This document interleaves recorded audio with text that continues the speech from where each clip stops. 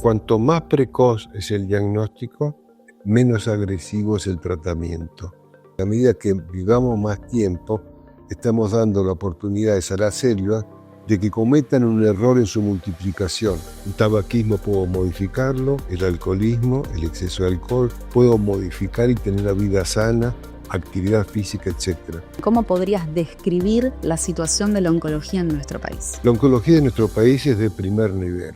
Tal vez la dificultad está en el acceso a distintos tratamientos. Nosotros todos los días lunes por la mañana se presentan todos los pacientes que vimos esa semana y entre todos discutimos los pacientes. Todos los que estamos acá en Fleming aprendimos de Reinaldo Chacón y le dijo a cada residente: vos te vas a dedicar a esto y vas a ser el mejor en esto. Entonces, ¿quiénes son? Son los mejores oncólogos en el país y en la región en cada uno de los referentes.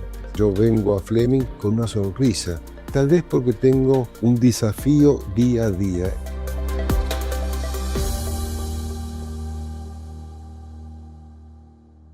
Bueno, bienvenidos a todos. Es un gran placer y un honor poder entrevistar al director médico del Instituto Alexander Fleming, el señor Federico Coló, a quien tengo aquí presente conmigo. Muchas gracias, Federico, por estar aquí. Es un honor para nosotros poder entrevistarlo.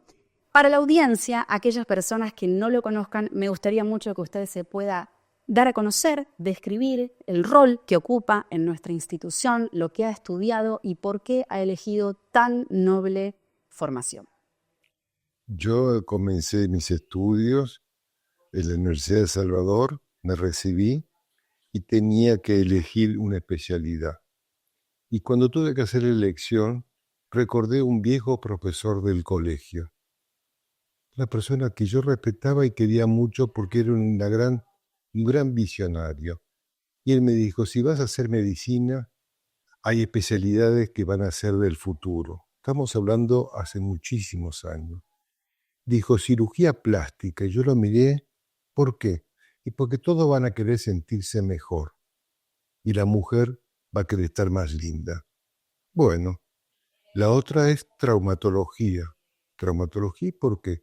Porque cada día va a haber más accidentes, porque los autos cada día van a andar más rápido, y esto va a generar más accidentes.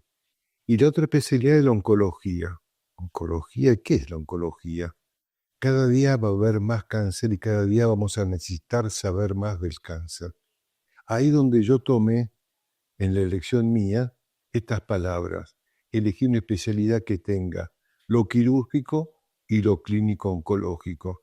Y es así como elegí hacer patología mamaria, como se llamaba hace muchos años atrás, y hoy se llama mastología. Yo soy cirujano como formación.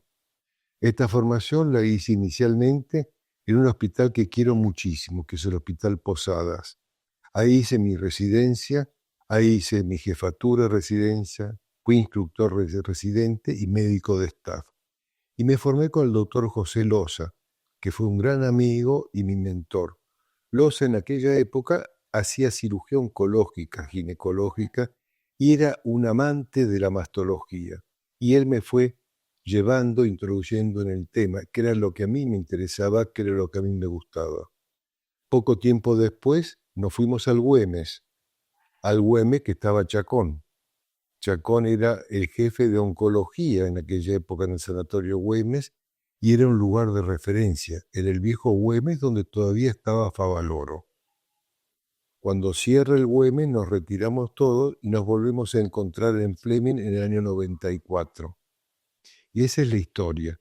Yo soy director médico de Fleming desde hace 10 años, pero hace 30 años que pertenezco a Fleming. Fleming me ha permitido hacer lo que yo soñé toda la vida.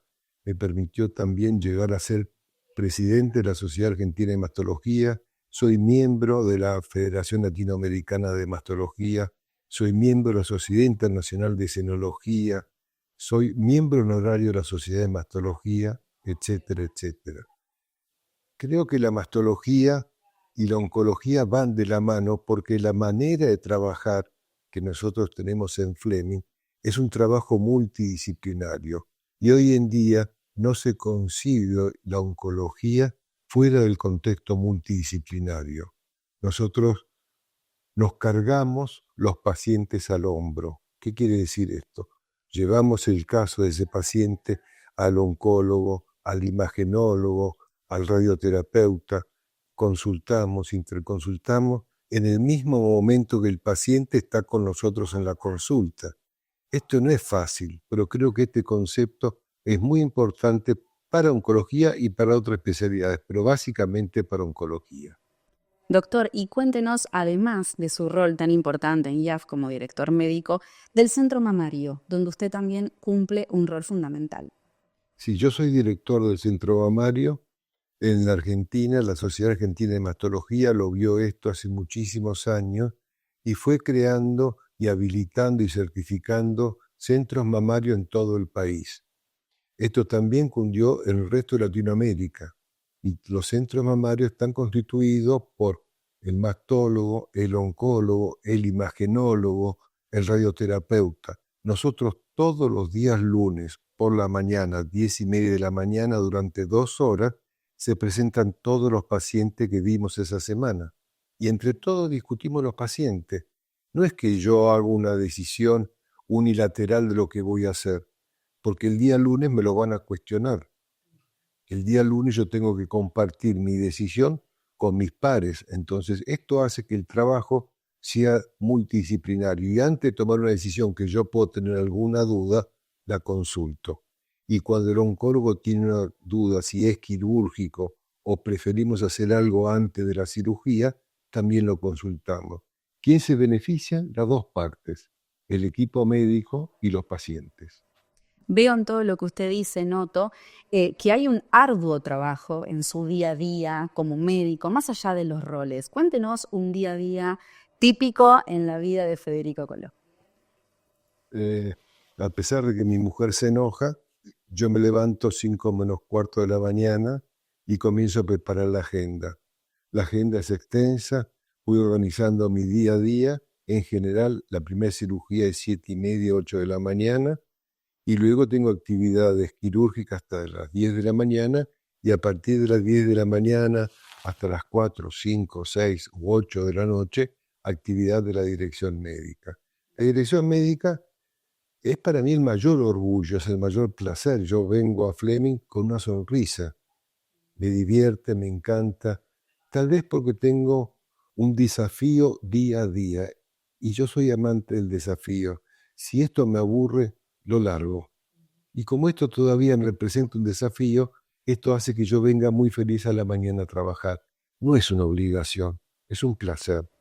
Es decir, que tal vez, corregime, si lo digo mal, tal vez un mensaje que le podríamos dar a los futuros profesionales que ocuparán en el futuro el rol de usted u otros roles como profesionales médicos, la perseverancia, estar feliz con el trabajo que uno hace. ¿Cuáles son esas claves para todo ese recorrido que hiciste tan formidable, tan exitoso? ¿Cuáles son las claves que debe tener un médico oncólogo, un médico mastólogo, un cirujano, en algo como es tan delicado como es la oncología, ¿no? La respuesta es muy sencilla, la respuesta es muy fácil. Todos los que estamos acá en Fleming aprendimos de Reinaldo Chacón estas premisas. La única manera de trabajar es de esta manera. ¿Qué fue lo que hizo Chacón que sea Fleming tan grande? Fue formando cada uno de los equipos y le dijo a cada residente en oncología que se formaba en Fleming, vos te vas a dedicar a esto y vas a ser el mejor en esto y vos vas a hacer esta especialidad. En Fleming cada oncólogo tiene una especialidad. El que hace pulmón no hace digestivo, el que hace digestivo no hace gineco. Entonces, ¿quiénes son? Son los mejores oncólogos en el país y en la región en cada uno de los referentes. Ellos son los que llevan el equipo adelante y todos tienen la misma manera de trabajar. Están con nosotros en el consultorio todos los días, están en quirófano con nosotros todos los días, atienden como atendemos nosotros. Tienen el mismo estilo de trabajo. Si yo voy a imágenes y hablo con el doctor Misler, que es el jefe de imágenes, tiene exactamente el mismo modelo. Matías Chacón en oncología formó más de 100 oncólogos que están distribuidos en todo el país y fuera de la región. Y si voy a radioterapia, Carolina Chacón hace exactamente lo mismo. ¿Por qué? Porque estamos seteados y formados de esta manera. Doc, y más allá de IAF, del Instituto Alexander Fleming, ¿cómo podrías describir la situación de la oncología en nuestro país? La oncología de nuestro país es de primer nivel. Realmente, cuando uno analiza qué es lo que se hace fuera de Fleming, realmente tiene oncólogos de primer nivel en todo el país. En Buenos Aires, puntualmente, el ROFO y el Curí son dos lugares referentes en oncología. Tal vez la dificultad, la diferencia está en el acceso a distintos tratamientos y básicamente al acceso a las drogas. Esto tendría que ser un tema nacional, tiene que ser un tema político, que la oncología sea primaria. Y mientras esto no suceda, vamos a tener dificultades con los accesos básicamente a los tratamientos quimioterápicos. ¿Por qué crees que no sucede desde tu óptica? Es un tema muy extenso, creo que si bien la oncología es prioritaria, pero la oncología y los tratamientos oncológicos son de muy alto costo. Entonces, si yo tengo una población que tiene necesidades básicas incumplidas y un tratamiento oncológico realmente, estamos hablando de muchos miles de dólares, por eso siempre es postergado porque hay prioridades previas. El Instituto Nacional del Cáncer hace un gran esfuerzo para lograr lo que ha logrado y le falta continuidad de un gobierno al otro. Hace así y van oscilando en los accesos distintos. Y desde el Instituto Nacional del Cáncer, ya que lo nombrás, ¿tenemos alguna estadística, alguna aproximación de cuántos casos tenemos de cáncer en nuestro país, más o menos al año? La Argentina tiene aproximadamente unos 300.000 casos nuevos por año. Estamos dentro del promedio medio alto de la región. Cuando uno tiene que ver cuáles son los cánceres más frecuentes, primero aparece el cáncer de mama en la mujer y está en el orden de los 22.000 casos anuales, que representa el 16-17% de la totalidad de los cánceres.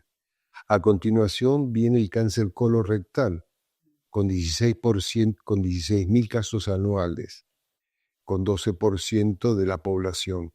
Y finalmente lo sigue el de cáncer de pulmón, con unos 9.000, 10.000 casos anuales, que representan el 9% de la totalidad. Cuando uno analiza estos casos, son los casos que más nos interesa tratar de hacer el diagnóstico precoz. Tenemos que movilizar a la población. En cáncer de mama es fácil. La mujer tomó esta bandera hace muchos años y ella sabe que se tiene que hacer la mamografía y la ecografía a partir de los 40 años.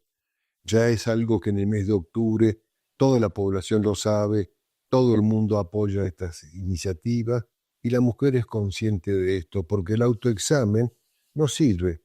El autoexamen sirve para concientizar, pero cuando ya se tocó algo, ya tiene más de 1 centímetro, 2 centímetros. Y uno siempre dice, encontralo antes de palparlo. ¿Cómo hago? Mamografía y ecografía. Son diagnósticos precoces. El 90% de estos diagnósticos precoces por debajo de centímetros se curan. Entonces ya empiezo a desmitificar el cáncer. Se cura. El segundo es el cáncer colorectal. Videocolonoscopía a todos los pacientes, hombres y mujeres, a partir de los 50 años, cada 5 años. Ya cuesta más esto. Cuesta más porque esto implica la preparación del colon, el convencimiento de que esto es necesario, implica más tiempo. Los otros estudios, entras a hacer el estudio y se va. Este tiene que la noche anterior hacer la preparación del colon, venir un día entero, hacerse el estudio. Es más complejo, pero hay que insistir en esto. El tercer cáncer es el cáncer de pulmón. Tabaquismo, hábitos, alcohol, etcétera, etcétera, facilitan y propenen el cáncer de pulmón. Nosotros en Fleming tenemos un estudio para el diagnóstico precoz, tomografía de bajas dosis multi-slide, para encontrar nódulos pequeños, para evitar que este nódulo se diagnostique tardíamente cuando el paciente es sintomática. Entonces tenemos el paciente que es asintomático, que se hace estudios. Prevención no es prevención, es diagnóstico precoz. Yo estoy buscando encontrar ese cáncer, no lo estoy previniendo. Prevención sería otra cosa. es evitar que el cáncer aparezca. Acá No estoy. fumar, por ejemplo. ¿Cómo? No fumar, por ejemplo, sería prevención, Hay ¿no? factores que podemos modificar. El tabaquismo puedo modificarlo, puedo modificar el alcoholismo, el exceso de alcohol, puedo modificar la obesidad, puedo modificar hábitos alimentarios, puedo modificar y tener una vida sana, actividad física, etc. Pero hay dos cosas que yo no puedo modificar, que es lo genético, lo hereditario y la edad. A medida que tenemos más años, más riesgo tenemos de tener cáncer. La población piensa que son dos cánceres distintos, el del joven y el del adulto mayor. La gente piensa que el del joven es rápido porque el joven corre y es rápido, y el del adulto mayor porque camina más despacio. Esto es un mito. Yo puedo tener un joven con un cáncer y es joven y se va a curar, o puedo tener un adulto mayor con un cáncer y tener un cáncer agresivo, y no porque sea mayor, tengo 85 o 88 años, no voy a hacer nada. Tengo que pensar en función de solucionar el problema de la paciente. Podemos decir que hay ciertos aspectos que están bajo nuestro control para prevenir, como son los hábitos saludables, como es hacer los chequeos preventivos, y otros no. Y recién decías la cuestión hereditaria y la cuestión genética, ¿no? Es decir, yo puedo tener una mayor predisposición si en mi árbol genealógico un familiar ha tenido cáncer. Nosotros en Fleming tenemos desde hace muchos años un consultorio de asesoramiento genético. Fíjate qué importante que es lo genético. Hoy sabemos que lo genético es un paquete chico, relativamente chico. Está por debajo del 20%. El resto de los tumores que tienen son esporádicos. Pero hay un grupo de pacientes con determinadas características familiares que hacen que uno ponga el ojo en esos pacientes. Esos pacientes que tiene la madre, el tío, la abuela, un hermano, una hermana, un padre con cáncer, seguramente hay enfermedades que tienen en común y linkean entre ellas y tienen determinado riesgo distinto al resto de la población. Puntualmente cáncer de mama, que es el más fácil de explicar. La población general tiene un 12-13% de riesgo de tener cáncer de mama a lo largo de su vida. Es el famoso 1 de cada 8 que todo el mundo repite y no sabe lo que es. Entonces, cuando la ruleta da vuelta, 1 de cada 8 le va a tocar el cáncer de mama. Pero si esa mujer tiene la madre, la tía, la hermana, el abuelo, puede tener una mutación que se llaman BRCA1 y BRCA2. Y del 12% paso al 70%. Una cosa es tener un 12% de riesgo de tener cáncer de mama y otra cosa es el 70%. Con lo cual yo tengo que accionar sobre ese grupo de pacientes para decidir cómo puedo ayudarla para evitar que tengan un cáncer de mama o un cáncer de ovario que generalmente van asociados.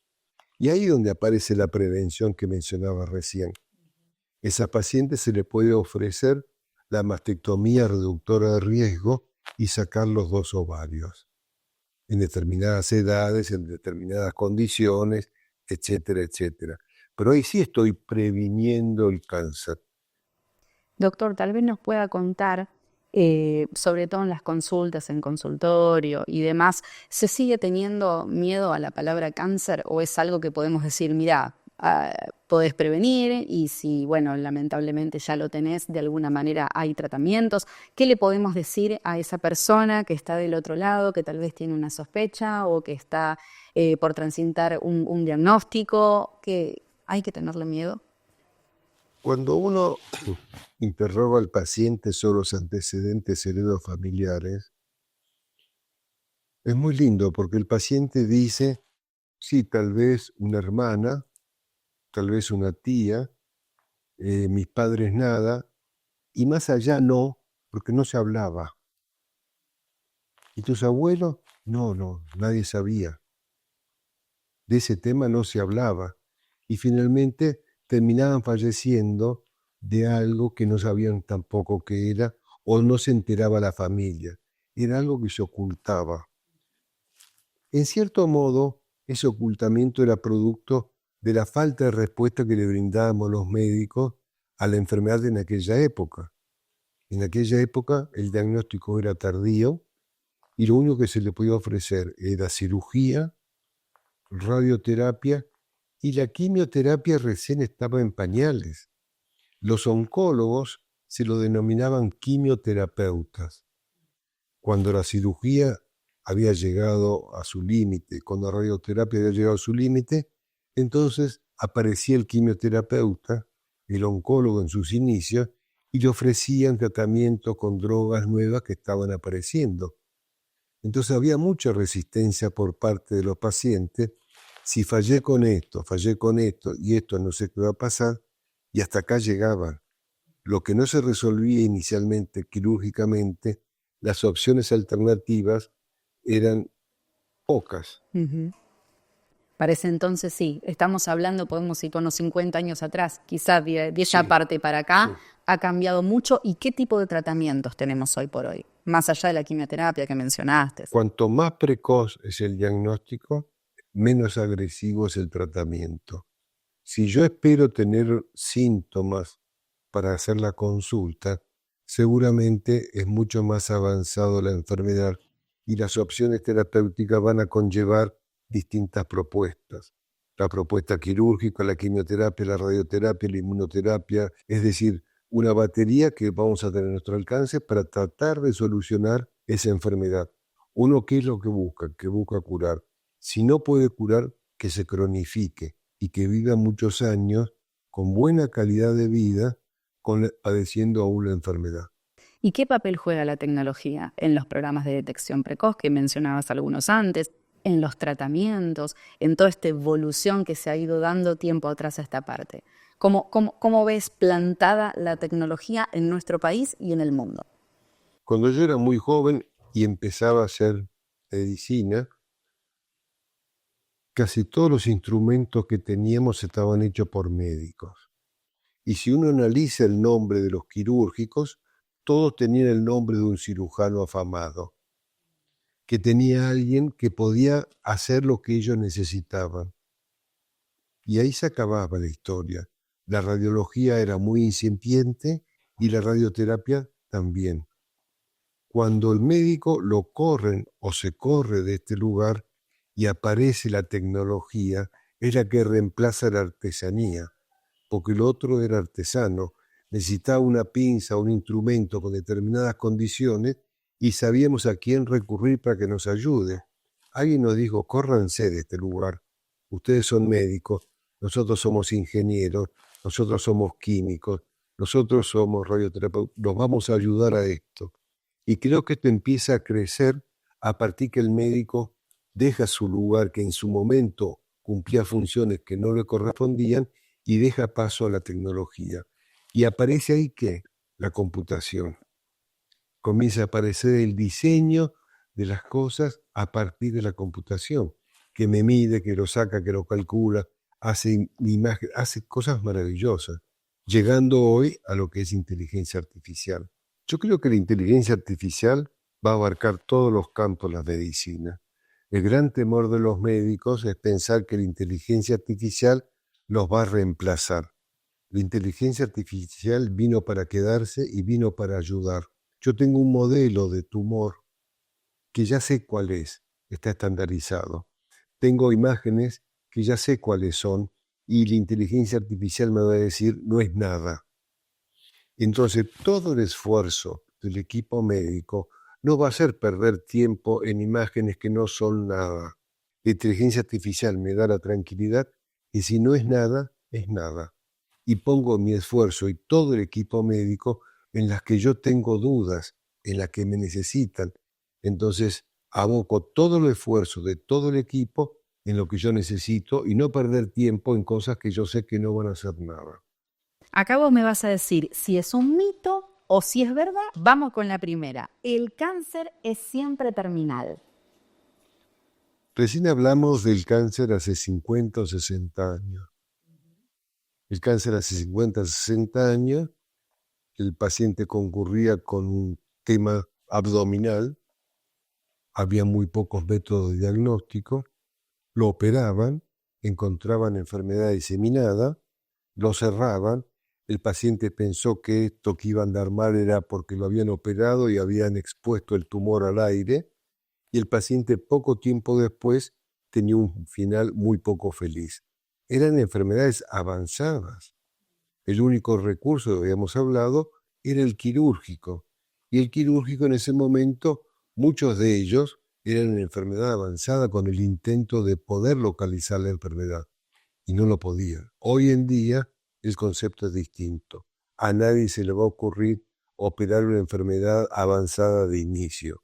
Creo que uno tiene que poder afinar cuál es el momento y la oportunidad quirúrgica en cada paciente.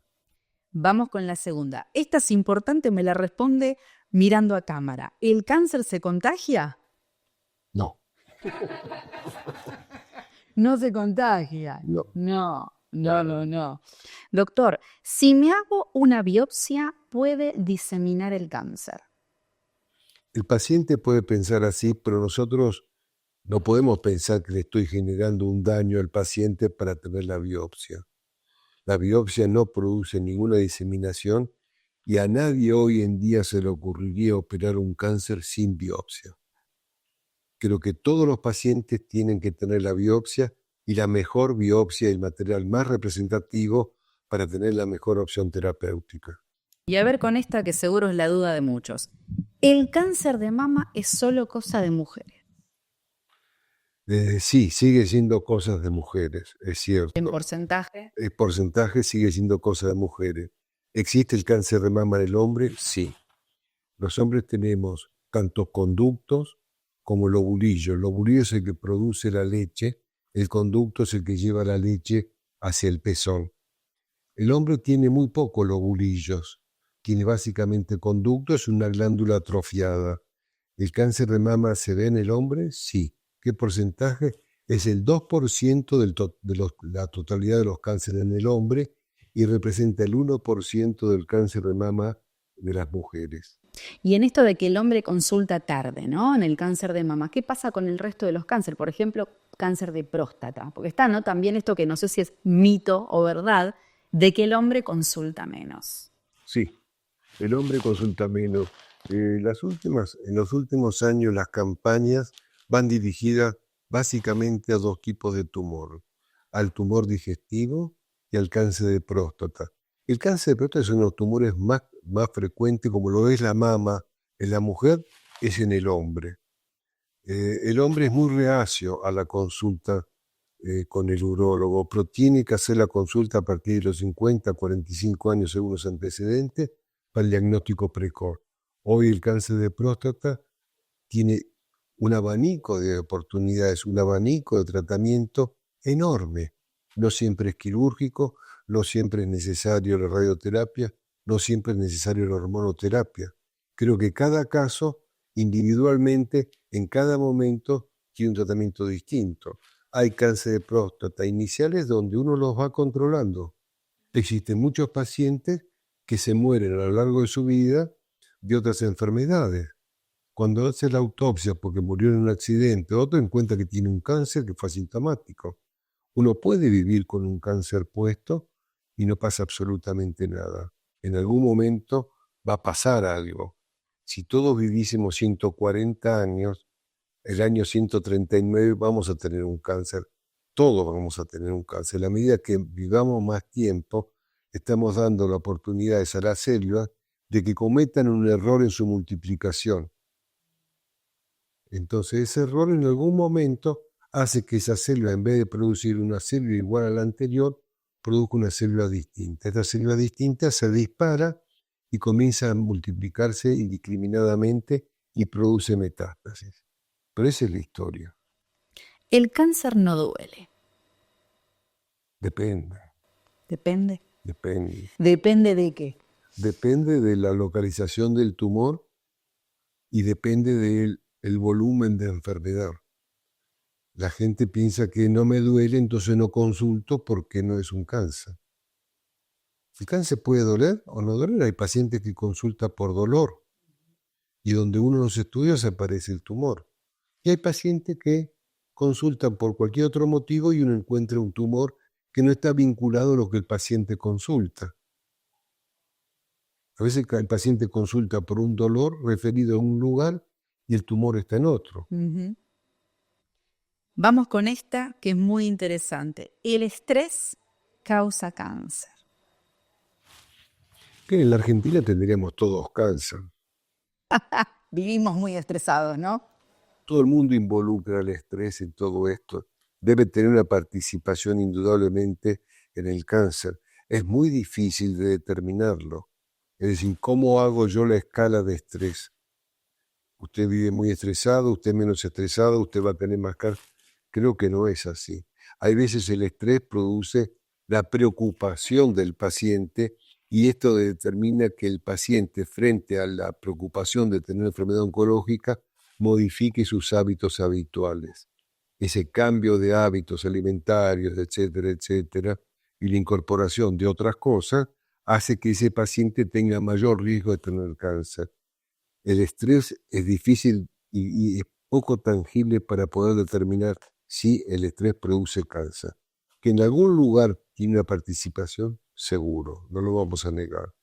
Pero atribuir al estrés el cáncer es difícil. Doc, ¿y alguna otra situación de algún otro mito que nos quiera contar que suceda en el consultorio que le digan, doctor, pero... Mitos, todos los pacientes traen mitos. Y creo que uno debe escuchar al paciente y además sabe que todos los pacientes que están en tratamiento, algún tipo de tratamiento alternativo suman al tratamiento médico. Uno en general lo acompaña al tratamiento alternativo que el paciente decide hacer por su propia voluntad. No lo aconseja, pero lo acompaña, siempre y cuando no abandone el tratamiento propuesto. El paciente, el riesgo que tiene que hacer, que tiene cuando tiene una terapia alternativa, ok, me quedo con la terapia alternativa, que es menos agresivo que lo que estamos ofreciendo nosotros, y esto lo dejo de lado y pruebo con esto un tiempo. Este tiempo hace que el tumor aparezca, siga creciendo, y cuando el paciente se dé cuenta y quiera retornar, cambió el estado del tumor. Mientras los haga juntos, no pasa nada.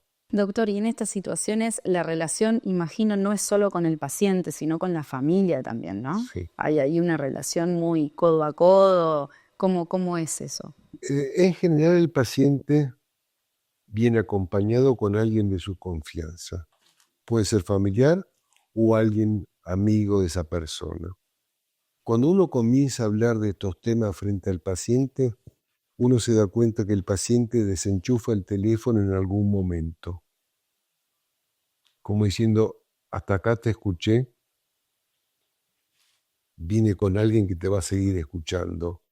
Porque hay veces es duro decir lo que uno tiene que decir. Uno termina siendo el cartero de esta situación. Y cuando uno está frente al paciente, trata de ayudarlo, comprenderlo, ser empático con él, ofrecerle lo mejor que tenemos. Todo el instituto lo ponemos para el paciente, pero es duro esta comunicación. El que escucha, el que acompaña, es el familiar, es el amigo, es el que va después de codificar lo que uno le dijo al paciente. El que lo va grabando en su disco rígido es el acompañante. Lo que uno no tiene es el registro de los pacientes que no vuelven. Uno tiene presente el paciente que le dijo, tiene que hacer esto, tiene que hacer esto, tiene que hacer esto, y a la semana, a los 10 días, vuelve con los deberes hechos. Si yo a un paciente le digo, tiene que hacer esto, y el paciente se fue y no volvió, no tengo cómo registrarlo. El paciente en el momento de la consulta dice que sí, y después ve por otras opciones. Otras opciones puede ser otro lugar, me parece fantástico, no siempre se tiene que quedar en el lugar donde hizo la primera consulta. En general, nosotros en Fleming vemos segundas opiniones de otros pacientes que dan hecho el diagnóstico fuera de la institución. Entonces, como Fleming es un referente en oncología, vienen a Fleming a saber si lo que le han propuesto es correcto o no. Si lo que le han propuesto es correcto, nosotros le decimos sí. Es correcto lo que le han propuesto, siga con su médico. Si lo que le han propuesto es un disparate, uno trata de modificar esta conducta. Lo difícil a veces es revertir esto con pacientes que vienen con consultas hechas en lugares alejados de los centros de referencia del país, donde uno tiene que entender al médico que hizo el diagnóstico con los recursos que ese médico tiene en ese lugar. Hay que ponerse en el lugar del paciente y del médico que con los recursos que tiene hizo lo que pudo frente a esa situación. Creo que los dos tenemos que creer. El paciente tiene que creer que se va a curar y nosotros tenemos que creer que lo vamos a curar. Si nosotros no acompañamos al paciente y si el paciente no nos acompaña a nosotros, es difícil. Doctor, y para ir concluyendo un poco todas estas ideas tan interesantes que hoy nos ha entregado y que le agradecemos de corazón, ¿qué le diría a esa persona que está del otro lado, esa persona que tal vez, bueno, no se preocupa tanto, esto no me va a pasar a mí? Yo creo que el mensaje final es que el paciente tiene que perder el temor a tener un cáncer. Lo vemos nosotros en muchos pacientes que vienen a Fleming sin nada, sin tener enfermedad oncológica. Y cuando uno empieza a analizar y a rascar por qué vino, el paciente dice, si ustedes me dicen que no tengo un cáncer, no lo tengo. Porque ustedes se dedican al cáncer y se dedican al diagnóstico del cáncer. Tenemos todo lo necesario para el diagnóstico y para el tratamiento del cáncer. Tenemos el mejor servicio de radioterapia en la Argentina, tenemos el mejor servicio de imágenes, donde tenemos tomógrafo, resonador, PET, lo que quieran. Entonces, si el paciente viene con una duda y nosotros desestimamos esta duda, el paciente tiene la tranquilidad de que no lo va a tener. Esto no quiere decir que dentro de 5 años puede tenerlo. Lo que le estoy diciendo es que el motivo de su consulta hoy no lo tiene, que se siga controlando. Y creo que esa es la esencia de todo, que el paciente pierda el miedo de hacer la consulta, toque el timbre, se siente y lo explique. Federico, ¿qué le dirías a ese joven que escuchó a un profesor que le dijo, tenés que elegir entre cirugía plástica, traumatología o oncología? ¿Eligió el camino correcto? Sí, no tengo duda. Creo que la oncología me abrió un espectro de tratamiento que nunca me imaginé que tendría. La oncología me permitió tener un vínculo muy particular con los pacientes. La oncología me permitió acompañar al dolor de los pacientes y me permitió tener un diálogo distinto que de las otras especialidades nunca lo hubiese tenido. La cirugía plástica es maravillosa, pero el paciente viene a que le hagan esto. El traumatólogo viene a que le solucione el tema. El diálogo y el acompañamiento es cortito, es puntual para solucionar ese tema o este tema. La oncología lo atraviesa al paciente y al médico a lo largo del tiempo. Doctor, un placer enorme, admiración profunda por su trabajo, sinceramente, y bueno, un agradecimiento inmenso. Gracias. Gracias a ustedes.